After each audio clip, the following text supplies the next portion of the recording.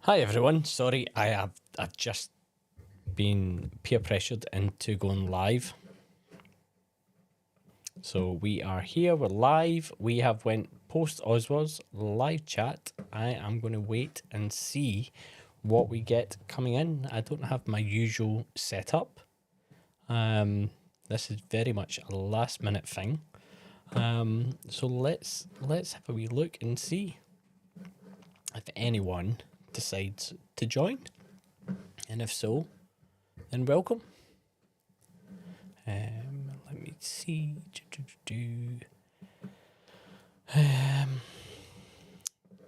Where's my bits and pieces?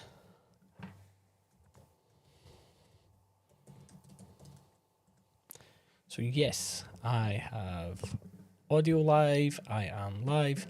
I hope everyone is doing very well this evening. How was that? How did everybody enjoy the OWSA? Some shocks. I think that's fair to say there were some absolute shocks there, awards, but some very well deserved ones. You'll have to excuse me. I am doing this on the fly, so I'm just putting bits and pieces up. Get the chat up. You're going to hear a lot of scraping as I do this. I figured we'll do just 45 minutes post chat and see what we think. Jeff saying rapid. Let me pull up. I don't even see what I'm doing right now. This is all very on the fly. So if you can see chat, let me do this. The glamorous life of YouTube. So tell me in the chat, guys that are here, what do we think? How do we feel? Tell me your biggest shocks. So I did the best blended malt category. I was only asked this week, so it was all very on the fly. I had no idea. I got the envelope yesterday in the post. Didn't open anything. Didn't know. I have a problem with Compass Box Orchard House because I say Orchid House for some reason. So I was really worried about saying that. The winner was Campbelltown Lock. I don't think I was surprised by that. But it wasn't my vote. And the reason it wasn't my vote, and I feel like I have to justify this because I was a little bit was because the batch varies. I've had good Campbelltown Lock and I've had bad Campbelltown Lock. And so that weighed in my vote. Orchard House I voted for. I definitely did vote for. That was one of my 2 votes, and I voted for the North Island 8-year-olds. I love Thompson Brothers stuff. That's anybody that watches my stuff knows that. But the reality was, it was just the price point, the experience, and the fact that I did the tasting with people after football in the summer. And I said, I get confectionery sugar, I get pineapple cubes, I get this, I get that. And they're like, no, you don't. And then they tried it. And I could see the meme, the gif of the fireworks exploding, where they realised that they could get that. And I was like, I've just converted a couple of people into whiskey. So that's why I voted for that. So I'd love to know what you guys thought. What did you vote for? What did you feel like shouldn't have won? There's a couple controversial ones in my whiskey group. I was getting messages and stuff going back and forward. I'm not going to disclose it out loud until I see some other people do it. But it was great. I think the effort that goes on behind the scenes, the tech is a nightmare. Up until, I would say, 3 minutes before I went live, I discovered that Roy and Ralphie's sound was coming through my mic. So if I went live, you would hear them twice, and I was trying to fix all that versus the people that come on with a phone. So much easier. So much easier. So all that. Now, excuse me for 2 seconds. I'm going to concentrate on the screen, get wee bit set up, because this was very impromptu. I'd messaged Jeff Whiskey and messaged a couple other people and said, does anybody want to do something? Because I feel like we need to do something, a wee debrief afterwards. So hence why I've jumped on. Right, let me see. Let me see what we've got. So normally I bring this over here. If I go here, you can hear my mouse going frantically. Why is that not coming up?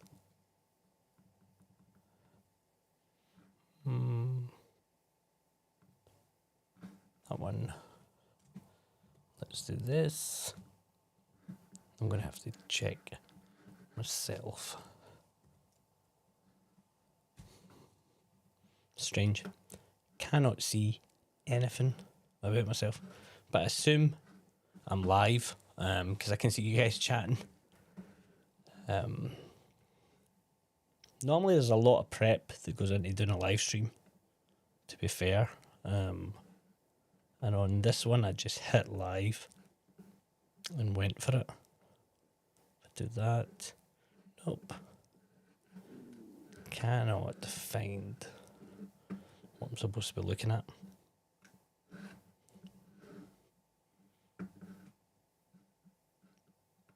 No one wants to hear dead air.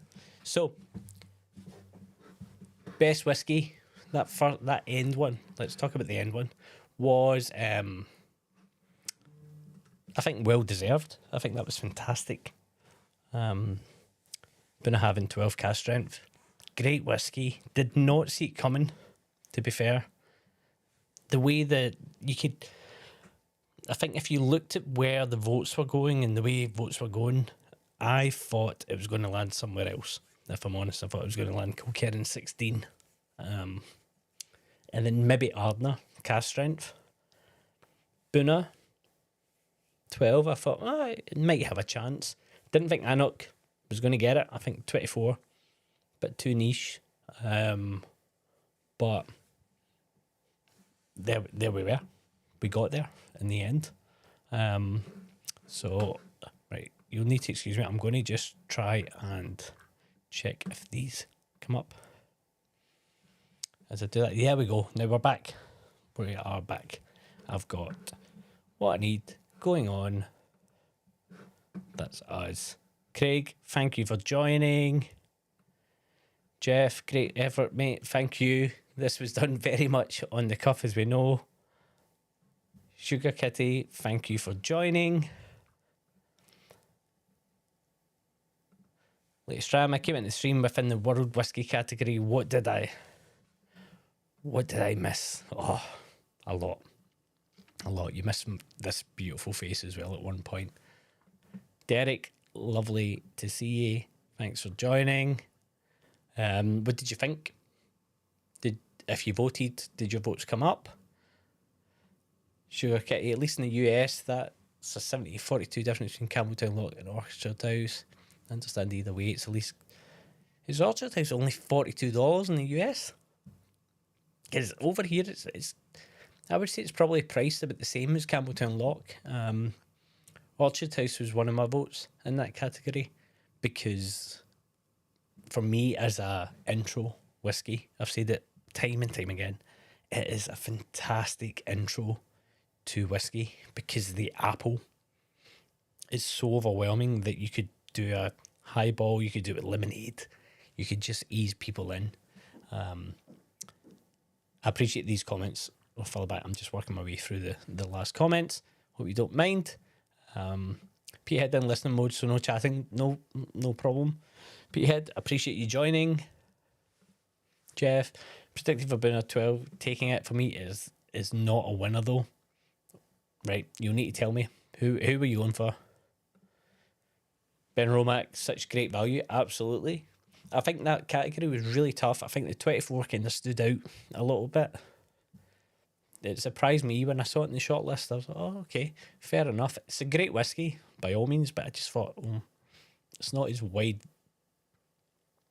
wide-reaching as the others. best bottle category had a few bad choices. The Buna 12 for me is just that. There are 3 bottles in the older one that deserved it. Carrying for 16 for me will never win anything. Far more expensive than Anarch 24, so why vote for that? And that based on the US, I assume. I voted Anarch 24 but never expected it to win. Yeah, correct. It's a great whiskey. It's fantastic whiskey. I just don't think from a mass vote situation it's going to be pulled out. Maybe in like a tasting, blind tasting or something like that. Jeff Rare Breed was not a shock. Went in world category, no. I think it's good. It's really good. It's a really good whiskey. I had put forward Blue Spot in that category. Never got anywhere. But I love the Blue Spot. I think Blue Spot's very, very good whiskey. But Rare Breed, I've got a bottle of that behind there that I got in some crazy supermarket offer for like £18 a bottle. So I bought like 4, and I think I'm down to my last one now. It was great. Check Dizzy voted Anarch 24 as well. Absolute banger. Yeah, again, see, like, it was really well. It is really highly thought of. But I think when you've got over 4,000 people voting and what they've tasted and what they're going for, you're always going to kind of swing a little bit. But I think that's why Buna 12 surprised me, because of that swing, because of what we were seeing. Let's scroll down a little bit further, if you don't mind, guys. You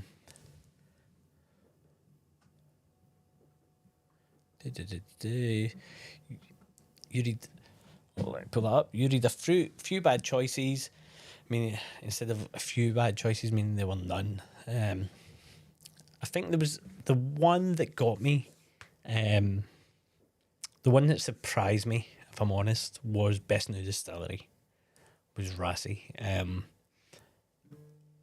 I've not had enough to warrant a proper conversation about Rassi, but what I would say is a lot of the distilleries seem to have this kind of step up. There's a point where the output at a certain age, they're trying to get money in, they're trying to keep everything going, and then all of a sudden it turns and the liquid becomes really, really strong, or something happens where it becomes so distinct and unique. And so in that respect, I voted Glasgow, because I think Glasgow's had that step up. I think they've literally went like Super Mario style power up.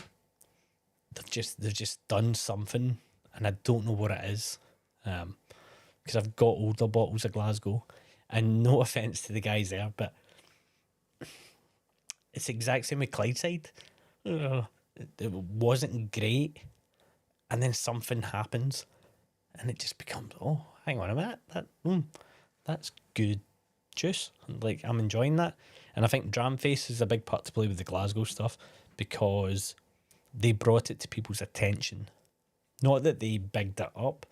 They literally got bottles of it when the reputation was pretty shit, and then they were shocked, so therefore we went out, tried it, we were shocked, and now that reputation is snowballing.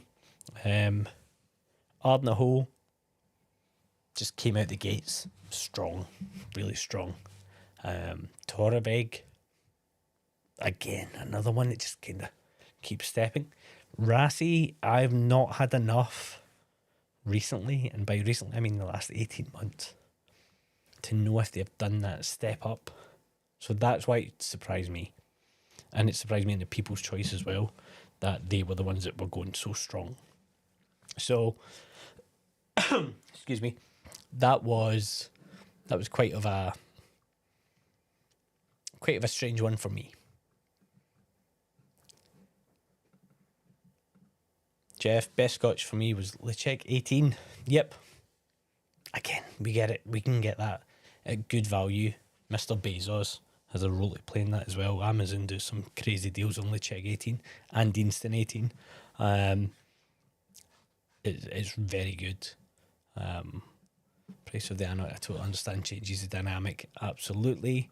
Craig, Amaret Fusion made the People's Choice very underrated, lovely drama at an affordable price. Yes, and I think these awards need to be taken in context. It's really hard for Roy and for Ralphie and the team behind the OWSAs to collate a broad enough palette, because if you're doing a worldwide awards where anyone can enter, you then have to take into account of what people can get and what people can't get. Imagine running like a World Bourbon Awards, and it would just be full of bourbons that no one in the UK could get, to be honest, because Americans would get it. And I think we have the same situation in GB with the rest of the world. So they've tried to balance it, and the People's Choice gives that opportunity to fling that in. I think Indry's going to come in hard next year and the years coming, because I think their liquid is unbelievable. I tried it at the whiskey show and like genuinely was shocked at how good it was, and I know that Roy and the others were talking about it last year. So the more that's now getting distribution in the UK in supermarkets, the double wood or triple wood, that's going to push on. So I think that's really exciting. What's in your glass now? I sip on some German whiskey called Ellsberg. I have currently, I don't know if you can see that. I don't have my usual setup. It's a Bunnahabhain 9-year-old North Star single cask, which I got when Bunnahabhain won the 12. I went to the shelf and pulled it out. North Star were nominated for independent bottlers.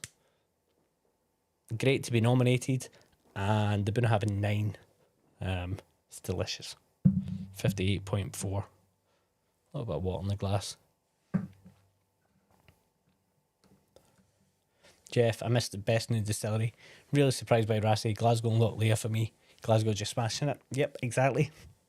But this is the point of this. You should be surprised, and it's all transparent. It's not like anybody's fudging the awards, because you've got to go through quite a process to vote in the OWSAs. So if someone's putting the time and effort in to kind of fudge it, it would be very quickly called out. So this is the beauty of whiskey. It's very subjective.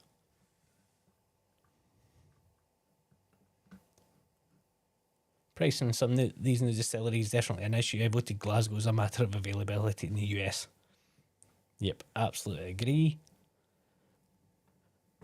I voted Rassy, but took the entire... And that's fair. Distillery experience. Now, excuse me, the previous awards mentioned that, spoke about that, but I don't know if that was a context of coming out of COVID and visiting and stuff like that. So many new distilleries. Yes, yeah, they were. They've came out the gates. We're going to see more and more. Well, I think we're about to enter a period where we're going to see more distilleries come and go quite quick. It's happened. There's a bit of a cask scandal happening in Stirling in Scotland at the moment, which I won't go into, but it's a bit of a tricky time. So it was quite a tough category this year. Indry Drew was my vote, yes. The cask strength, the Indry, fantastic. Please, if you've not tried it and you can get hold of it easily and not too inflated in price, try the Indry Drew, try the Indry Triple, try any Indry, and you'll be shocked. You'll genuinely be shocked at how good it is.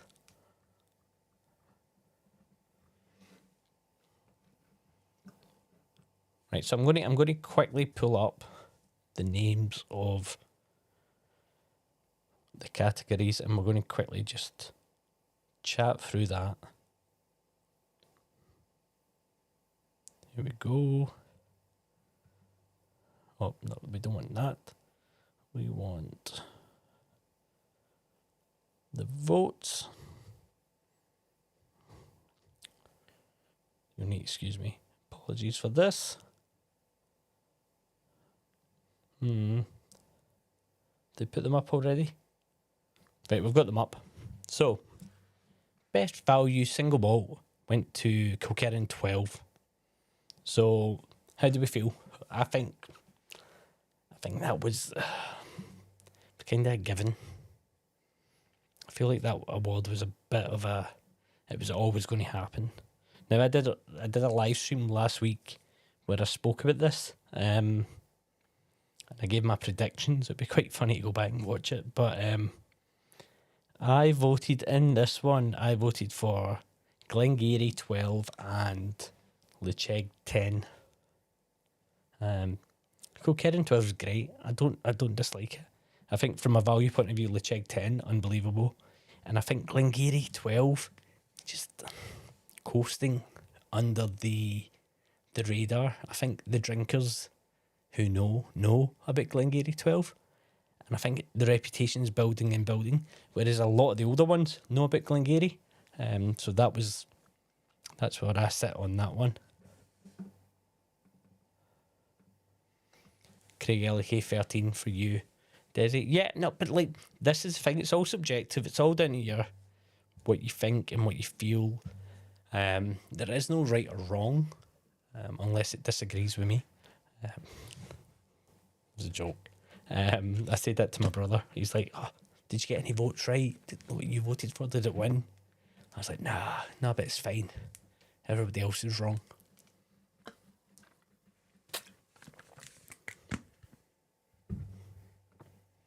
Ardnamurchan is way better value. Money for me is great value. But I think all of these whiskies are good whiskies. Benromac 10, good whiskey.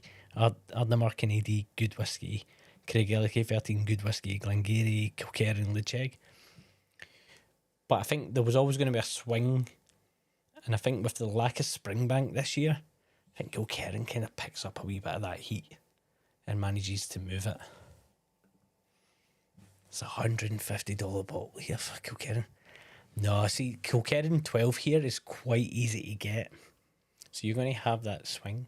But then on the flip side, what we find with the US vote, and I say this as me and my whiskey group, is like best independent bottler, SMWS, gets a swing of American vote, whereas it doesn't get it from here. I could be wrong, but the assumption is we were like, oh, why is that on there? I think it goes a bit both ways.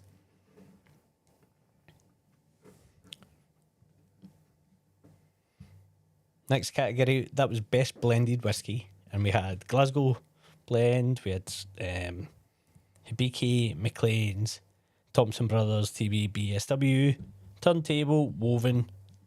Now, I voted in this one. I went TB, BSW, and I went Woven. And winner was TB, BSW. It's fantastic. Anybody that's had it knows it's really good. I think it really helped brings people in. There's a backstory to it, and then you can kind of sell people in on the backstory. But when you try it, every whiskey person I know has about at least, they're on like the 4th bottle of it, 5 bottles in the last couple of years, because it's an easy pour. It's something you can share with people. It's something you're not precious about. It's affordable. So I think a really, really well-deserved winner. I think McLean's Nose is great. I think it's really good. I think it's a little bit less accessible than the blended sherry by default. And that's just me. I just think it's a little bit less accessible. But I like both. So I think that might have played a little part in it.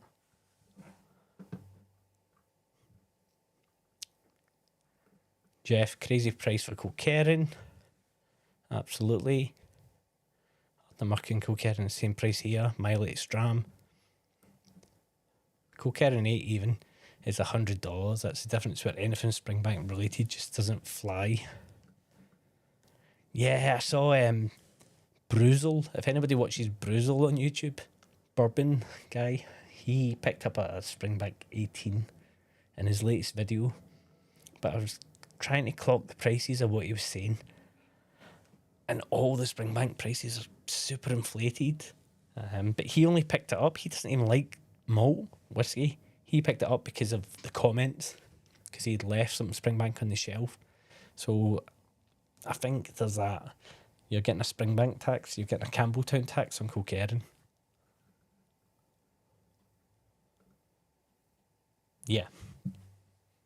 So, of course, you go Ardna. And I think that's the other thing. I think reputation, price point And I think that's what the OWSA do so well. You look at it and you just go, oh, well, actually, there's something else. Now, we saw this with the big price swings a couple of years ago. Prices shot up and people just went, there's more whiskey over there, I'm going to go and try that. Bring this back. My latest dram, not a fan. Growing Catamaran Cask Experiments. Might do it. Craig. Nice to see Thompson Brothers relaxing, so enthusiastic about the future. I'm definitely buying more TBB WS before it goes. Absolutely. And I think I'm so happy to see them win Independent Bottler. They deserve it. They really do. They've been so down the line with what their ambition was and what they've tried to do. And we've all bought into it. And by we, I mean the whiskey community who buy the bottles. You go to the tastings, you go to the shows, you meet them, you feel the passion, you try the liquid. There's some bum bottles. It's always going to be the amount of output they do. There was one that wasn't for me. It's subjective. Ben Nevis, beer cask, tastes like beer, not for me. Fine. But the majority is just really good. And everybody I know keeps buying more. And I think that's the best endorsement you can have is the liquid shifting. Yes, there's a reason. And pretty labels.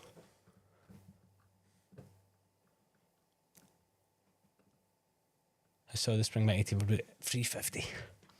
Which, what's that? Let's go. Let me find that. What's $350? The price switch at the moment. Bring that up. Dollar to pound. We're saying what? 350. 270. £270 for a Springbank 18. I think the going rate here is about, I'm trying to think, like 170 maybe. Yes, Craig, he never, the cheeky bastard. And the other bottle as well. It wouldn't, I don't think he would have got that much of a markdown. If he'd got a markdown, he would have said, I think he would have called it out. But it's just a lot of money. But then you saw, if you watched that video, you saw the shelf and the local barleys and stuff, and you kind of think, oh my God, imagine walking in a shop and they were all just lined up.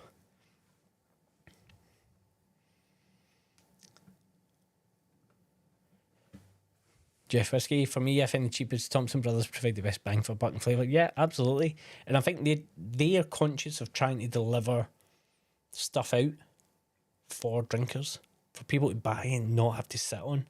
I've got bottles behind me that are their single cask. And I'm not purposely collecting them. I'm just waiting for the occasion where I feel, because you have that buyer's kind of block of this price at this amount, or when can I open that special bottle, versus the other ones, I just open and pour willy-nilly and just enjoy, as opposed to wait for other people to enjoy them with. So if you're getting like good Thompson Brothers cheap, just rack it up. Yeah, the Thompson, it's the Redacted Brothers, isn't it? Sugar Kitty. Where are you in the US specifically? Because I know you can get their stuff in certain states. Yep. The Cheg 18, 66.95. So what, 5 years, so inflation's made double. My latest dram, where are you? Where are you based? I'd be really intrigued to know, because it's funny that we're getting it so cheap here on occasion. Kind of, it flips back and forward.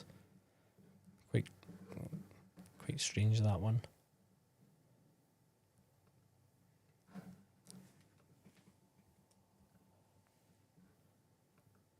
Germany. Well, okay, that's quite a whiskey active market, so I'm wondering why that would be the case.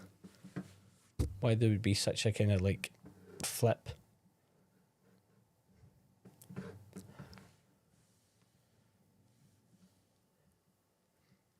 So, like, what, like, maybe need to dig into this. Why is the Thompson Brothers only available in California?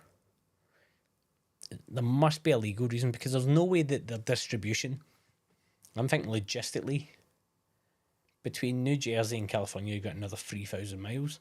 You're flying the stuff over, you're getting it somewhere. Is it a legal challenge, maybe? Could it be? It's a contract they signed. And that can happen, where people sign contracts and they don't realise what's happened. There was, I don't think there's still party to it, I believe, a contract signed by a farm distillery, let's say that, with a English genteel distributor. And that has caused a lot of issues over the years of supply and demand, especially for the retailers, where they've had to buy a lot of bottles from the genteel distributor to then get some of the bottles of the farm bottle. And it's no good for us, but I get it, it's business. That's what happens.